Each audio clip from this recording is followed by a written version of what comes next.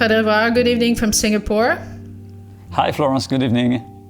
Thank you for welcoming us into your home in the United States, and it's a pleasure to have you on this episode of Weird Toast. Could you please introduce yourself?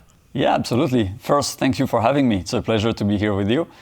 My name is Fred Evrard. I'm a French martial arts instructor, originally from France. I've been going around the world for the past 20 years, lived in Singapore for 10 years, in Tahiti for 6 years, and now in the US for a few years already.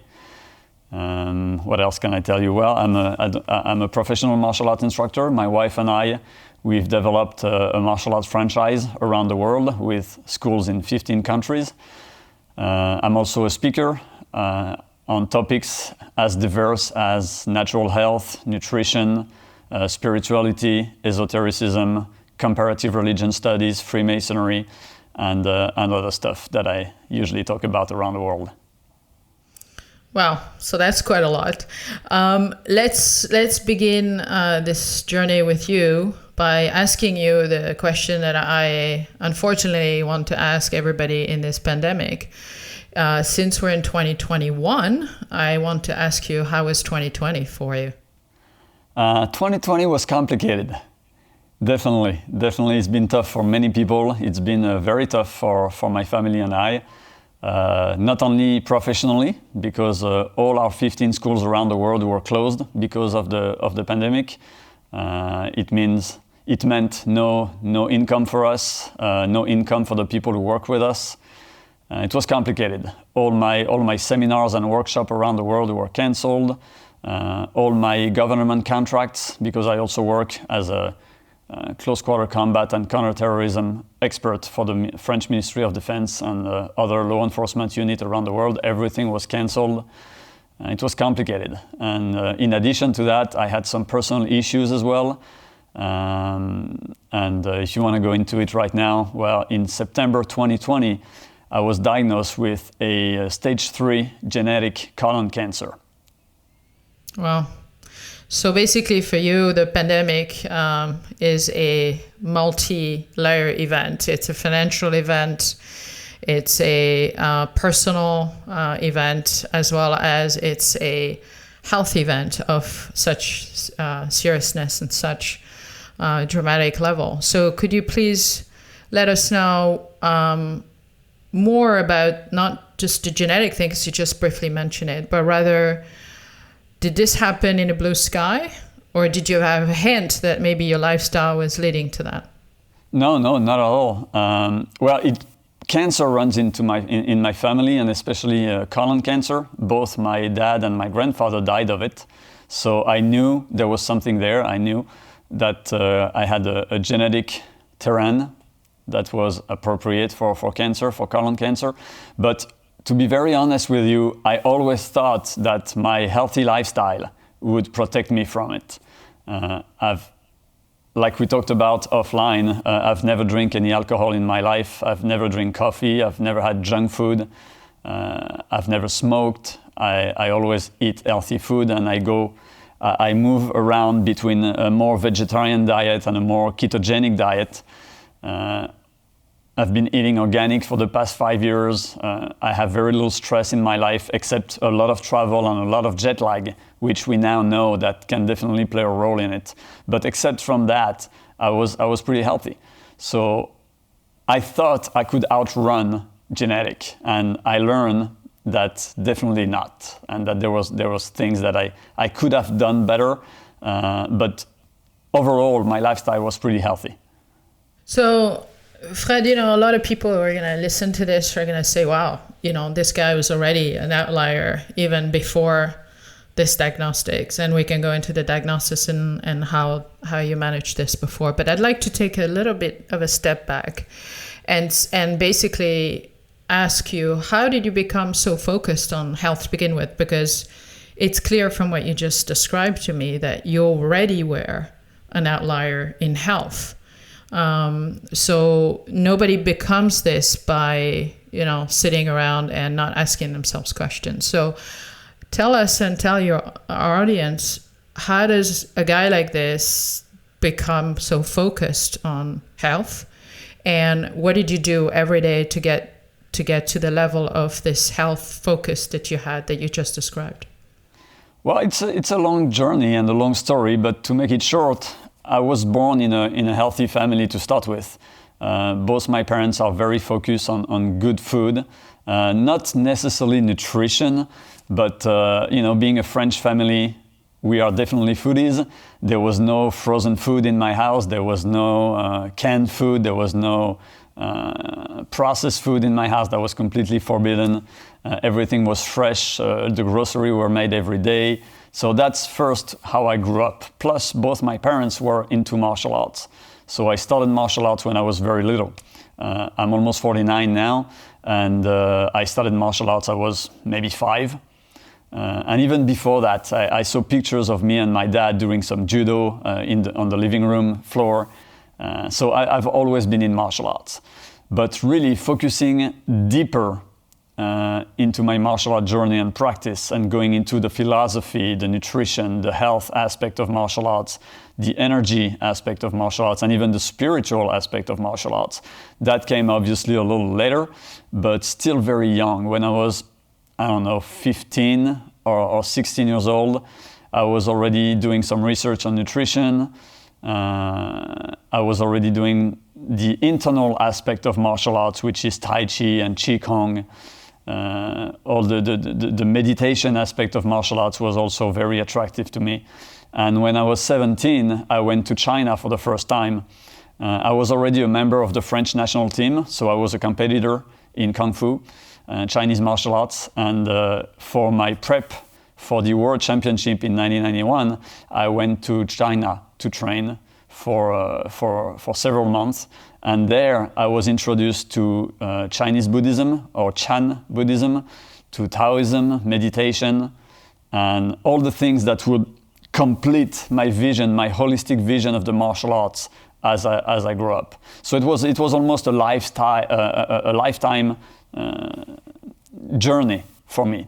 And I've always, or as far as I can remember, always been interested in the spiritual and health aspect of the martial arts. The martial arts was not just about punching and kicking to me, and that from a very early age. And so you mentioned traveling. Just give us a sample of what do you mean by the intensity of traveling, because a lot of people might have misconception about this. When I hear traveling, it could be, I did 2 or 3 trips in a year, so give us a scale here. All right, so, I started traveling when I was 17, like I said, or traveling on my own, I should say. And I was in China for almost a year. Then I kept traveling around the world, like once or twice a year, until I became an adult. And when I was 18, 19, I went to the US for the first time. And then my martial art career starts. And when my martial art career starts, very, very fast, I had to travel a lot because I didn't want to stay in one place. I went to Tahiti for 6 years. In Tahiti, I met my wife, and we decided to do a martial art tour around the world. So the idea was to go around the world from school to school, from master to master, for as long as we could, and learn more about the deepness of the martial arts. So in 2002, we left Tahiti with my wife, and we went on a 4-year tour around the world, where during 4 years we never went back home, not once. So we were always on the move. We ended up in Singapore in 2006, stayed in Singapore, but from Singapore went all over the world to open schools. And until 2019, we basically traveled 7 months out of the year, between Asia, Europe, and North America. So we were always on the move. We were always fighting some kind of jet lag. And just to give you an example, during an average tour, we would move from the US, go to France, from France to Spain, from Spain to Italy, from Italy to Sweden, from Sweden to Lebanon, from Lebanon to Singapore, Singapore to Thailand, Thailand to China, China to Japan, Japan to Bali, Bali back to France, France back to the US. So that would be a several months tour, typical tour for us at the time, and we did that for more than 15 years. It sounds exhausting. I mean, it sounds super exciting, but it also sounds absolutely exhausting. It was both, yeah. Let me just ask a very sort of silly questions. Were you guys traveling first class, or were you traveling like, was the travel itself a really big challenge, or did you have some luxury that were buffering basically the impact? The last few years, we had enough miles that we could travel business almost for free. We traveled so much for the 20 years before that. So let's say that for the past 4 years, 3 to 4 years, we've been traveling business, and it has been a little more comfortable and easier to deal with.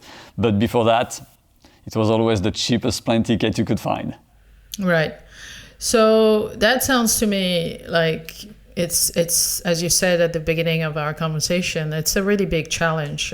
We know medically that jet lag plays a lot of havoc with the body, particularly circadian rhythm. We know this from pilots, from shift worker, and that has an impact, both acute impact and chronic impact. So let's now that we understand sort of who Fred was before this 2020 kind of, momentum year for you. Let's go back to the time where you thought something was wrong physically, and you're in the middle of a pandemic. You need to get to a healthcare provider, if I'm not wrong, and you need to understand what's wrong with you. Walk us through this time. So first, I was living in the US. I was in South Carolina already, where we are today. And I didn't have any health insurance. So that's the first thing that went wrong. And what I didn't know at the time is I have left France for so long that my French insurance, my social security was not valid anymore. But I didn't know that at the time. So I was here in the US, and that's where I made my first mistake, and I'm not proud of that. I started having blood in my stool for almost 6 months. And I didn't listen to the sign, which is very unusual for me. And looking back, I have no idea why I didn't do something about it. I always listen to my body. I always do things right. Maybe a part of me thought about this genetic colon cancer, and I ignored it. I don't know. I don't have any answer. But I started having blood in my stool for about 6 months with no pain at all. And I didn't take care of it. I thought, good healthy lifestyle, good nutrition, it's going to get out by itself. It didn't. And in July and August 2020, it started to be very, very painful. And I didn't know what to do. I didn't have the money to do any kind of exams here in the US because it's super expensive. I didn't have nor the money because all my schools were closed, nor the possibility to travel because of COVID, to go back to France and do all the tests that I needed to do. And I started talking to a friend of mine, a very good friend of mine, who is a doctor in Paris. He's both a specialist in cancer and oncology and a psychiatrist. Very, very interesting man, very knowledgeable. And we start talking, and he told me, Fred, I want you to come. I will write you a letter so you can take the plane. I want you to come and do some tests. And I told him, I don't have the money nor for the plane ticket and nor for the test in case my French insurance is not valid. And this man and myself, being Freemasons, he called my lodge, my Freemason lodge, my Masonic lodge in Paris, and they helped me like there's no tomorrow. I mean, it was crazy, the fraternity, the friendship, the brotherly love that I felt from my Masonic lodge in Paris at that time. They paid for my plane ticket in business class because I couldn't sit. I was in so much pain. They pay for the taxi from the airport to my place. They pay for all the tests because my insurance didn't work. They paid for MRI, CT scan, blood tests, everything. So I'm so thankful. And I gave a talk yesterday for a Masonic podcast, and I told them the title of the post was How Freemasonry Saved My Life. And basically that was the first step. My lodge saved my life, basically. So I'm here in Paris, I'm doing all the tests, and the diagnostic fold. And they told me, look, it's a stage 3 colon cancer. The tumor is very big, and your odds are not very good. So basically, after talking with the oncologist and several different doctors, they told me that I had a 50% chance of survival, that the tumor was already more than 10 centimeters, and it was very, very close to the sphincter muscles. So it was very, very hard, if not almost impossible, to operate. So as far as my state of mind at the time, for 3 days, I was down. I was like, okay, I'm gonna die. How can that happen to me? Poor me. And after 3 days, I slapped myself in the face and I say, okay, wake up. This is not what you've been taught in the martial arts. This is not the warrior's way, and this is not what you teach to others. So now you need to get up and you need to find a solution. So after 3 days, I've decided 3 things. Number 1, I'm gonna survive this. Number 2, what doesn't kill you makes you stronger. And number 3, may food be Thai medicine. So with those 3 things in mind, I've decided to go back to see the oncologist, asking him what was my option, or what were my options, and take a decision from there. Right. So now I'm very curious about something coming from the medical angle. How were you received by your treating team? And when, first of all, what options did it present to you? And what did you do with the sort of options that were in front of you? Did you have choice? So yeah, I had one choice, and it was 6 months of chemotherapy,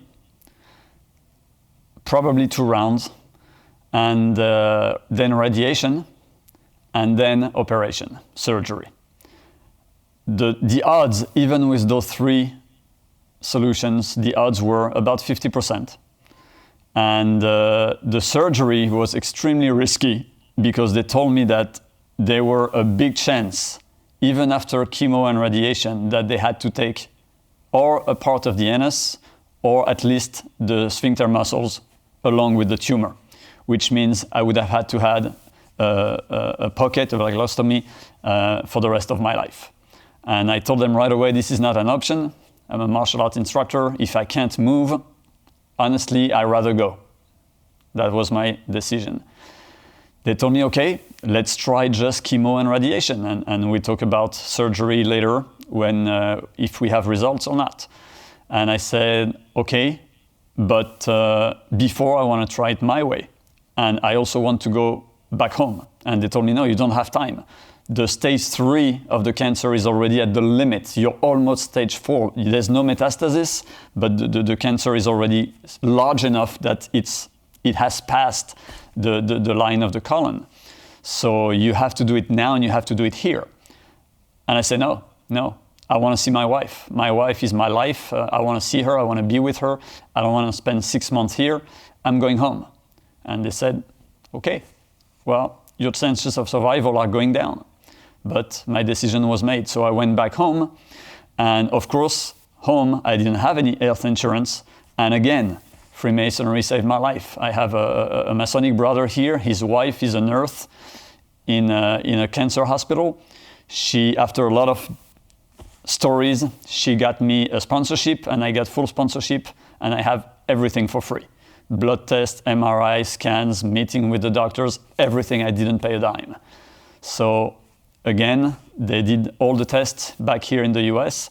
They confirmed what they say in France, that it was a stage 3 colon cancer, genetic, most likely, etc., etc. And they said, okay, you need to start chemo now, like yesterday. And I said, no, first I'm gonna do a fast, and I'm gonna try to do it my way. So I could have done it myself, but I wanted the extra support, extra knowledge, extra emotional support. So I went to Florida to a place called the Hippocrates Health Center. And what it is, it's a health center, almost a clinic, that's specialized in natural healing for disease that are life-threatening, especially cancer. So I went there it was a 3-week session. For different reasons, I only stayed 2 weeks. But for 2 weeks, I fasted with only water and 1 glass of wheatgrass juice a day. That was it for 2 weeks. And I kept doing it when I get home. So I did 3 weeks fast, actually. 2 weeks in Florida and 1 week at home. And after those 3 weeks, I went for another MRI, CT scan, blood test. And against all odds, and to the doctor's complete surprise, the tumor has shrunk 50%. It went from 10 centimeters to a little less than 6 centimeters in length, and from 13 millimeters to 5 millimeters in depth. So everybody was completely shocked, completely surprised.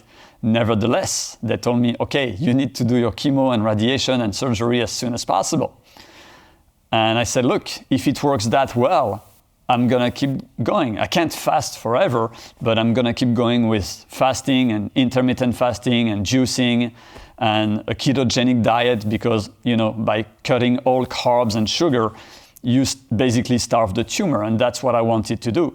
So I kept doing it, and the tumor was shrinking and shrinking and shrinking, and I get better and better, and it was working. But the pain was still here.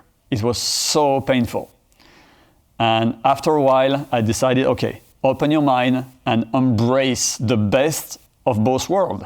Use the best of Western medicine and the best of Eastern medicine. So I've decided to do 3 sessions of chemotherapy just to shrink the tumor faster and to make sure there was no more pressure against my bladder, which was the main cause of my pain.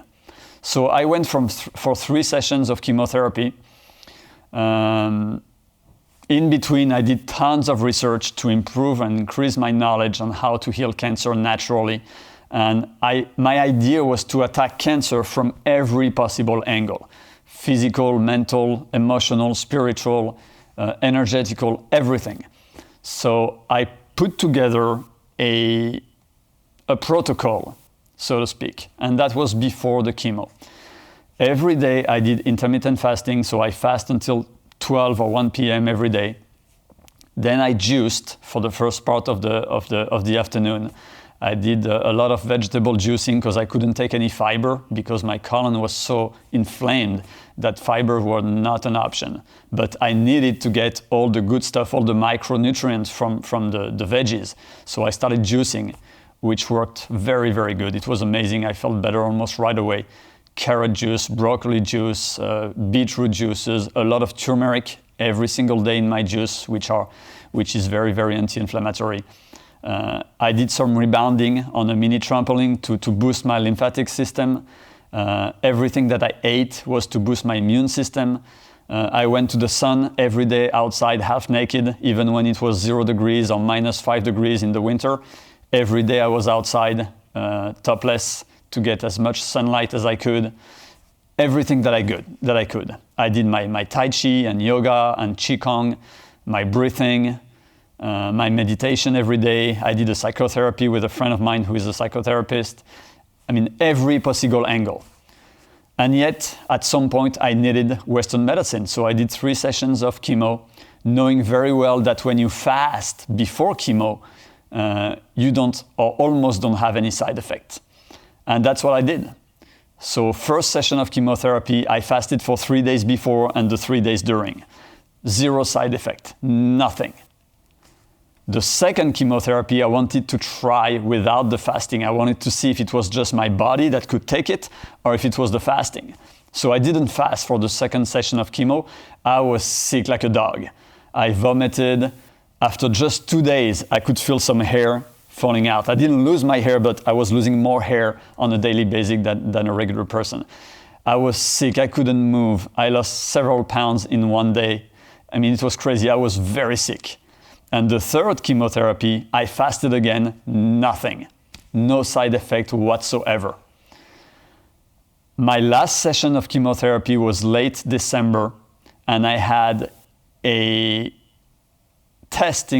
series of tests, blood tests, MRI and CT scan, planned for January 9. Between my last session of chemo and January 9, there was 1 week where I fall completely off the wagon. It was Christmas time. I went crazy. I ate everything I wanted. Cakes and pizza and crepes and French food and cheese. Everything that I didn't touch for 4 months. I had everything and I felt great. And after that, I fast for another week in order to cleanse before my test, my MRI and stuff. So on January 9, exactly 4 months, day for day, after I've been diagnosed with a stage 3 colon cancer, I went for an MRI and a CT scan. And the result came 3 days after, and the tumor was completely gone. I was cancer-free. You know what people will hear, I think? They will hear a magical story, a fairy tale of some kind, the happy ending, right?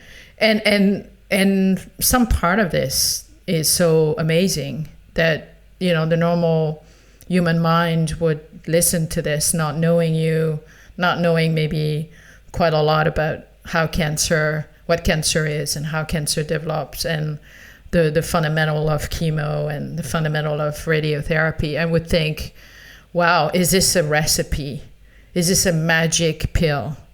So I want you to let the audience know, how much do you think this is due to the research that you did, your own approach to it, the fact that you're allowing for medicine to have played its role, and how much do you think some of this, at some level, is relatable to a lot of people who may be listening to this right now, who may be worried about cancer, who may be going through cancer therapy themselves?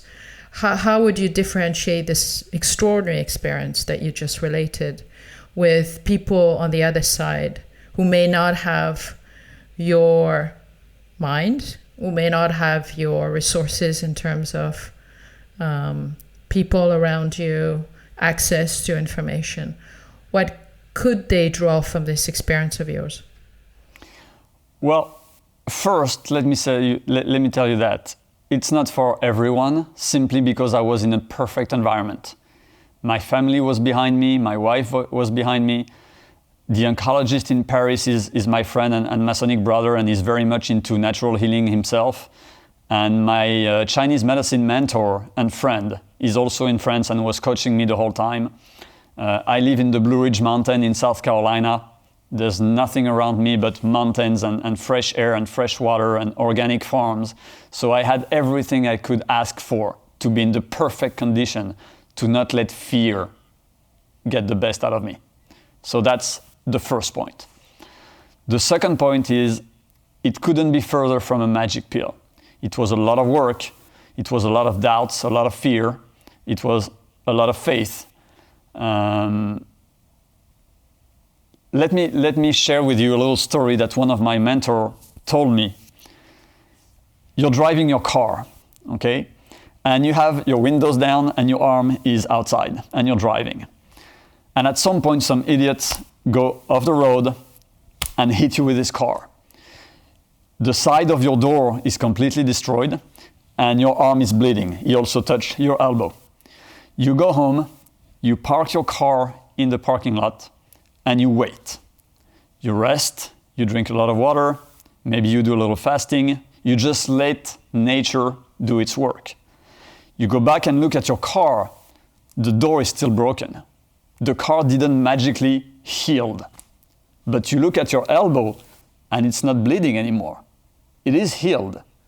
So that's the difference between a non-living and a living thing. We healed.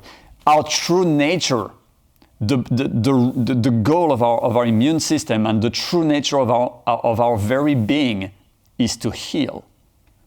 I didn't do anything. I didn't put anything. I didn't take any medication. I didn't do anything. And I healed. The car, on the other hand, is exactly the way it was when I bring it back home. It's still broken. And again, that's the difference between living things and non-living things.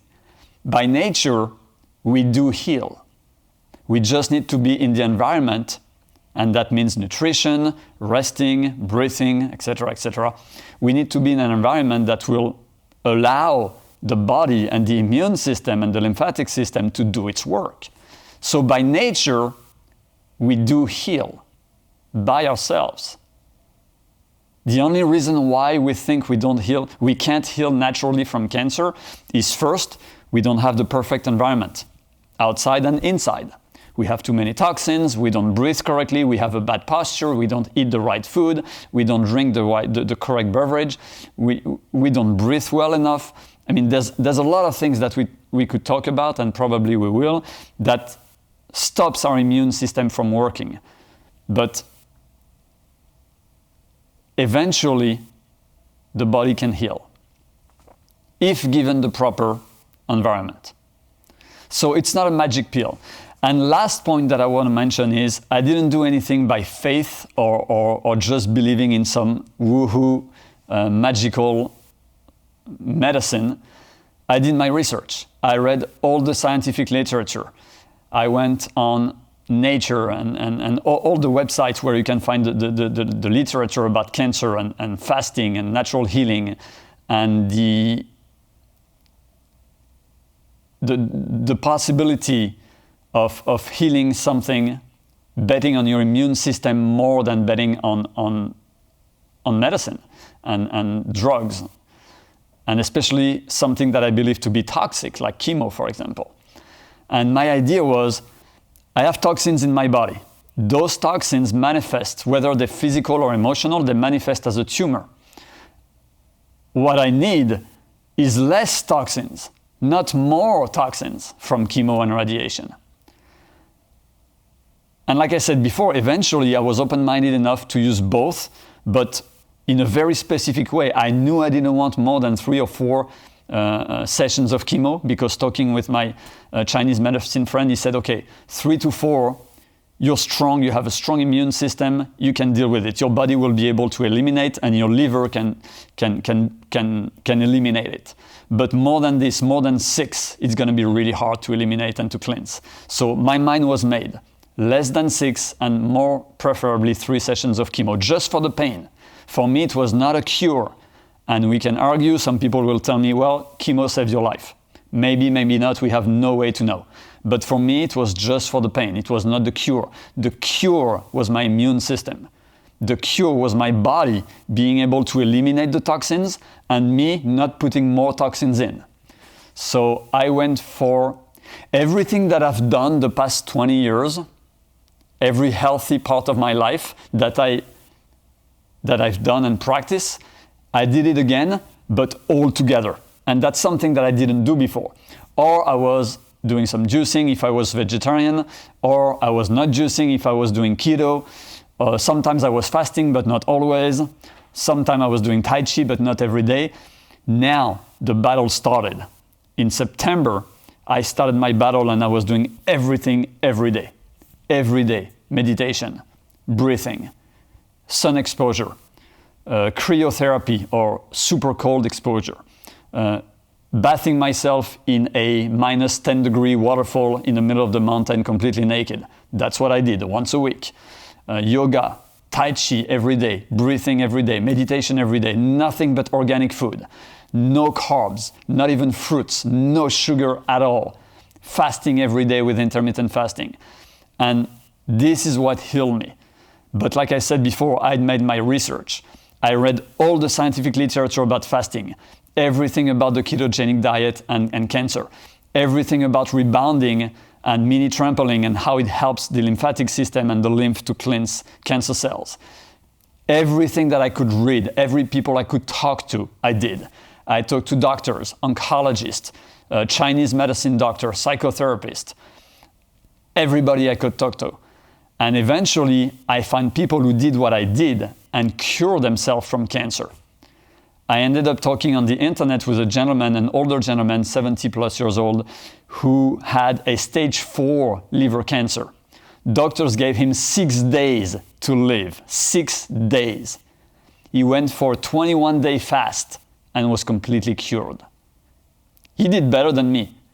Just fasting, no all other stuff. Just fasting and changing his mindset. No chemo, nothing. And in 21 days, he was cured. So talking with those kind of people and talking with the scientist and the researcher, I created my own protocol, and that's what I did for 4 months. And that's what I'm still doing today to a certain extent. Right. So you're talking about this protocol. Is there a way for our auditor to get access to this? Have you written a book? Have you shared this experience in a way which somebody who's interested, who's listening to this, would want to dive in so that we can help them have access to this? Yes, absolutely. So I've been writing books for several years now, and for me it was just logical to write a book about this adventure. So I did. I have it both in French and English. It's a book called How My Immune System Cured Cancer, or Beat Cancer. And everything is in here. I even put some of my test results because some people didn't believe me. Believe it or not, even some people that I knew, not close friends, but people that I knew, called me a liar. No, it's not true, you never had cancer. So I had to put in my book, on the second edition, I had to put the result of my CT scan and MRI and the report from the oncologist to prove that I really had cancer. And everything's in it.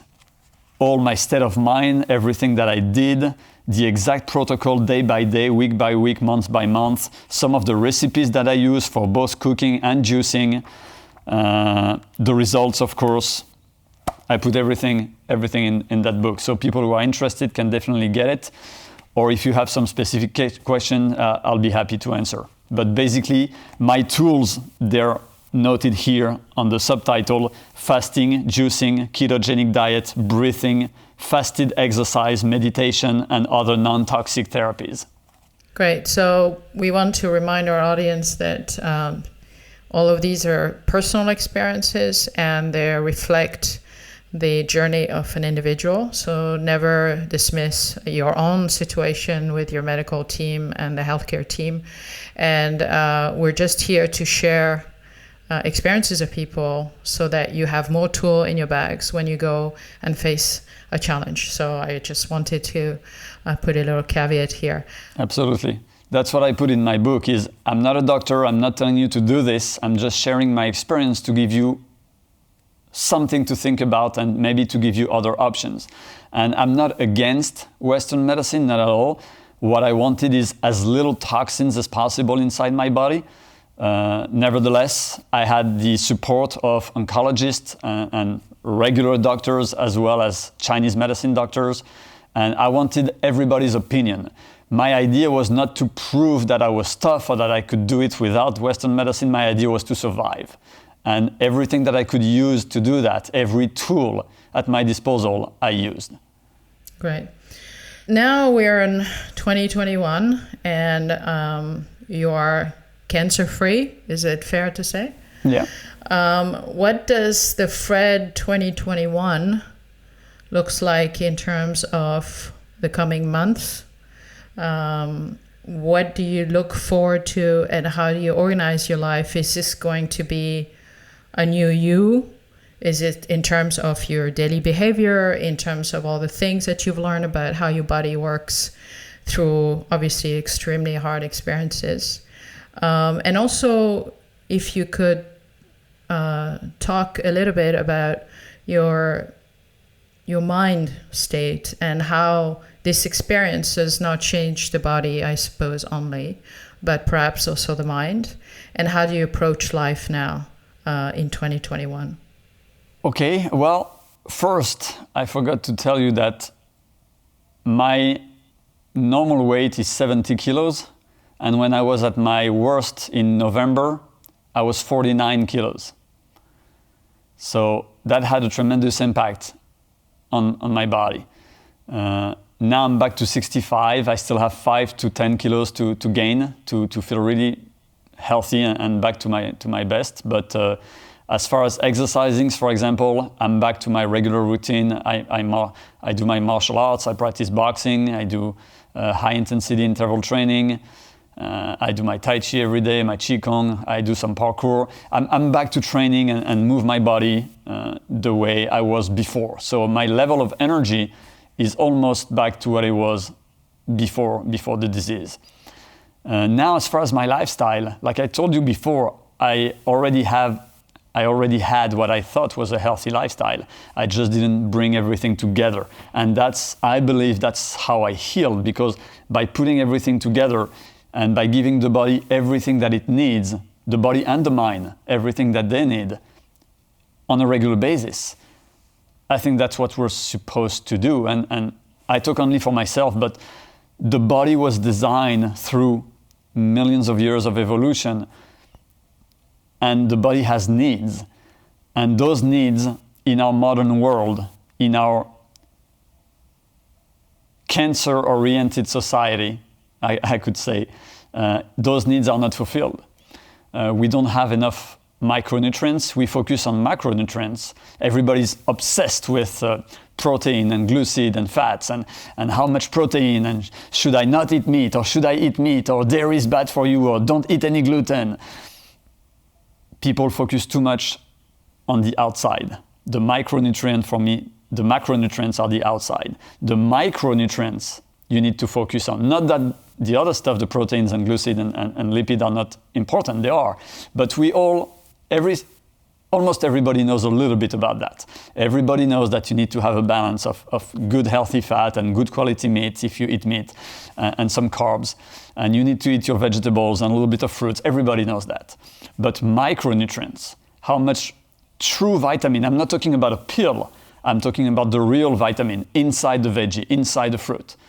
How much vitamin, how much minerals, how much trace minerals, how much enzyme, how much all of those good stuff that your body really needs, how much do you get every day? Not once in a while, every day. Knowing that if your food is not organic, you're not getting any. If your food is cooked, you're not getting any. I'm talking about veggies and fruits. If you don't breathe correctly, if you don't get sun exposure every day, at least a little bit, if you don't have time to rest, not only to sleep, but to rest your mind, like meditation or time for yourself. If you don't have time to exercise, if you don't have all those, your needs, your basic body needs are not fulfilled. The body was made and evolved for motion, for movement. If you don't move your body, you're not in a proper environment to be healthy. Everything in our body is made for movement and shock absorption. You have tendons, ligaments, muscles. Everything is made for movement. You need motion. And if there's no motion, there's no emotions. It's the same root, motion and emotion. So if you're depressed, you need to move. If you move, you're not depressed. It's a circle. So you need to feed your body and mind the things that they need. And that's what I learned from that disease. I was already doing pretty good, or what I thought was pretty good, better than average, not to compare myself to others, but for people who work in an office all day and have to commute every day 1 hour in the subway. I'm in the middle of the mountain and I work 1 hour a day giving martial art classes. So I'm lucky, I know that. I'm in a perfect environment. But moving your body, feeding your body, breathing, drinking water, all those things are important. And we don't live in a society that encourages that. And when people join a gym, for example, and they work out 1 hour 3 times a day, they think they're doing good, and it's better than nothing. But the body is made to move 8 hours a day, 7 days a week. So 1 hour a day, 3 times a week is not going to do the trick. It's better than nothing, but it's not what the body's made for. So just a simple walk. You know, when we do a call with my team in Singapore, for example, instead of staying seated because I don't need the camera, I walk around. I go in my yard, I go in the mountain, and I do my call walking. Those little details can help. So what I'm trying to do, and that's how I see the future from now, is to embrace everything that I've learned in both my journey as a martial artist and as an instructor, and my journey as a cancer patient. Get all those things that I've learned in order to give my body and my mind the best thing, the best I could, and the things that they really need, and to try to apply them every day. And I say try because it's not easy. We need to work, we need to go, do stuff. We have internet, we have tools of communication nowadays that don't require us to walk for an hour or two to go see the people. But we need to do our best in order to feed our body and mind. That's definitely what I believe in now. So for people out there who are thinking, we've just gone through, we're still going through this pandemic, whatever challenges this has thrown their ways, and your experience has been, effectively the epitome of the amount of challenge that one can be faced in the middle of a pandemic. But if somebody sits back there and said, well, I don't know what the future holds, I don't know, this guy sounds like he's saying to me that lifestyle behavior can actually save me even if I don't have a disease, if I'm not feeling terribly well, if I don't have a lot of energy. So can you talk a little bit more to the average people out there who don't maybe face hopefully the tremendous challenge that you have faced in terms of cancer, but just want to feel better, physically, perhaps psychologically, to be facing whatever challenges they're going to have to face in a much better way. And they may not have a ton of money. They may not have money to go to a gym. What can they do out there without the posh book, without the recipe diet, without the pills that cost a lot of money, or the integrative medicine center that they can go to? Can their lifestyle be a tool for them to feel better? Yeah, absolutely. And like I said before, you don't need pills, you don't need a health center, you don't need a gym. All you need is good sense. If I had to isolate one thing, one tool that I believe saved my life, it would be fasting. And fasting is free. Not only it's free, but you save money because you don't buy food, you don't spend water washing the dishes, etc., etc. So fasting is definitely something that needs to be integrated, I believe, in everybody's lifestyle.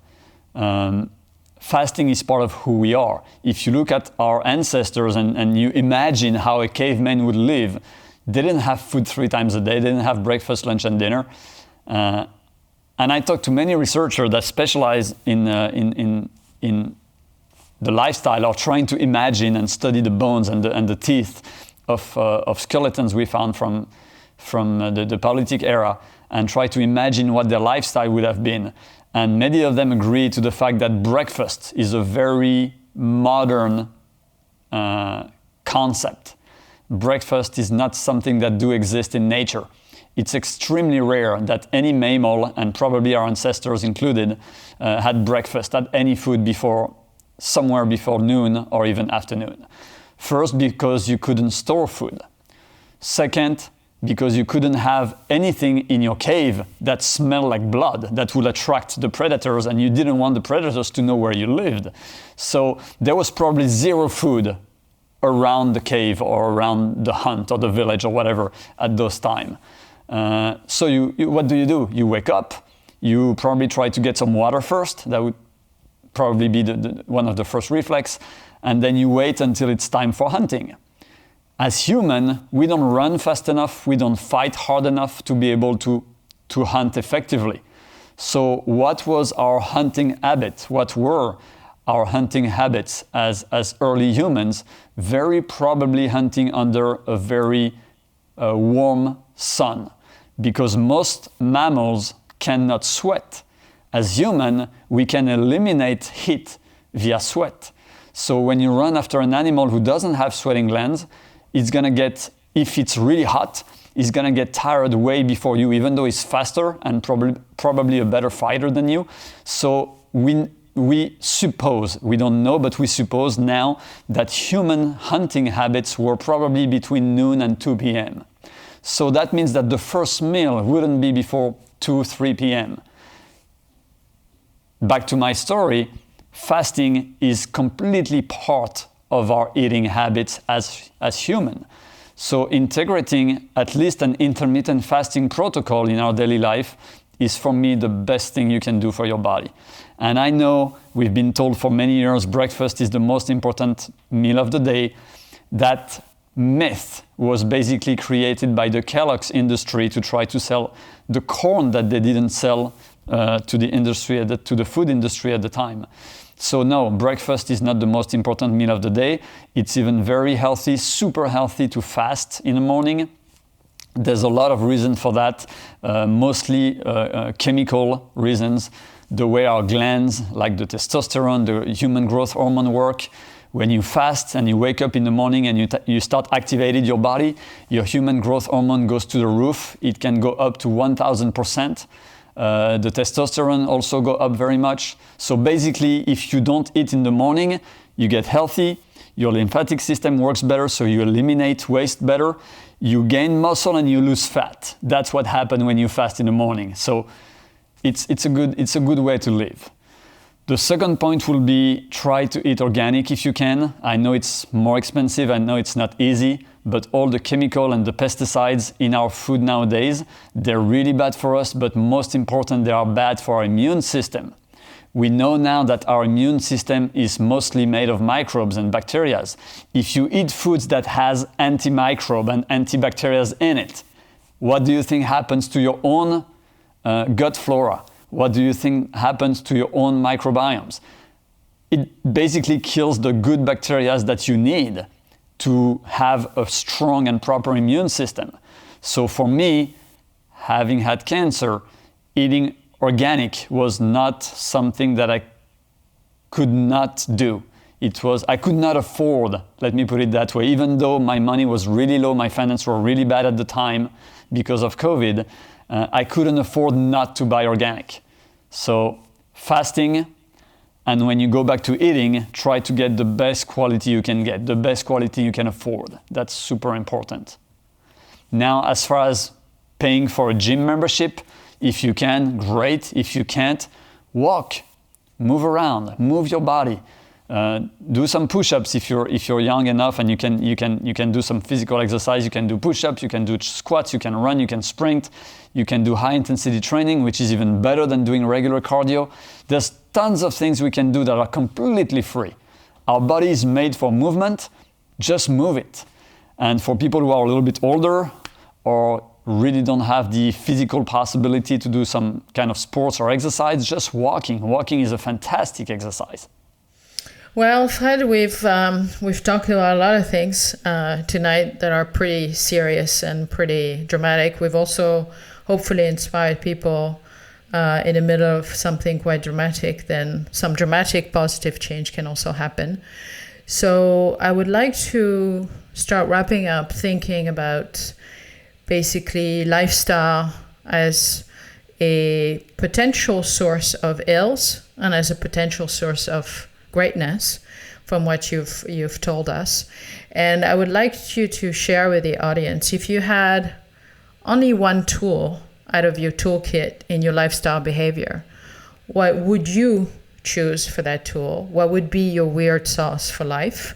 So this is my first question, followed by a piece of music, if you like music, that has helped you during this time. Because I think sometimes inspiration can come through an idea, it can come through a sound, it can come through an image.